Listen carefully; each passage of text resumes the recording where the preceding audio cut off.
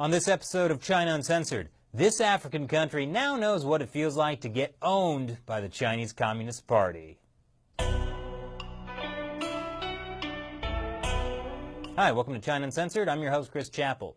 Zambia is a landlocked country in southern Africa, and it's poised to be the next African country to fall prey to the Chinese Communist Party's predatory lending practices.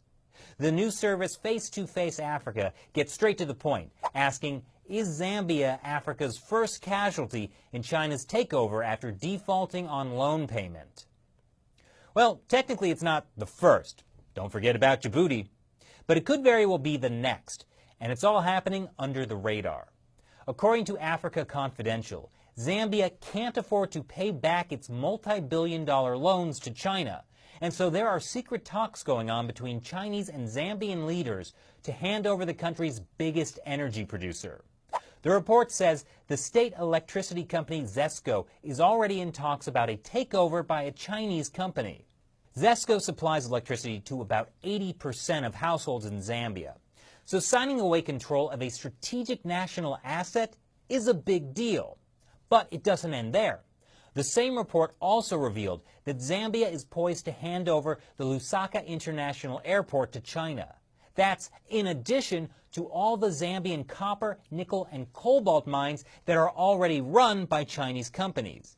And Zambia's state-owned TV and radio news channel, ZNBC, is already 60% Chinese-owned, which might explain why you see lots of news reports lately about Zambia-China friendship, but not so many reports about all those Chinese takeovers.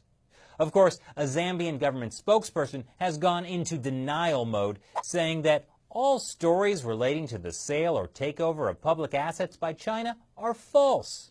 But investigative reporters from Africa Confidential say Zambia is getting owned by the Chinese Communist Party, literally.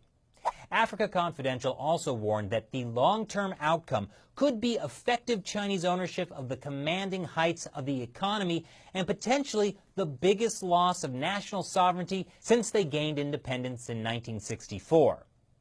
Another term for this whole thing is simply debt trap. More of Africa finds itself in China's debt. China is saddling the partner countries with crippling debt. Saddling Africa with unsustainable debt.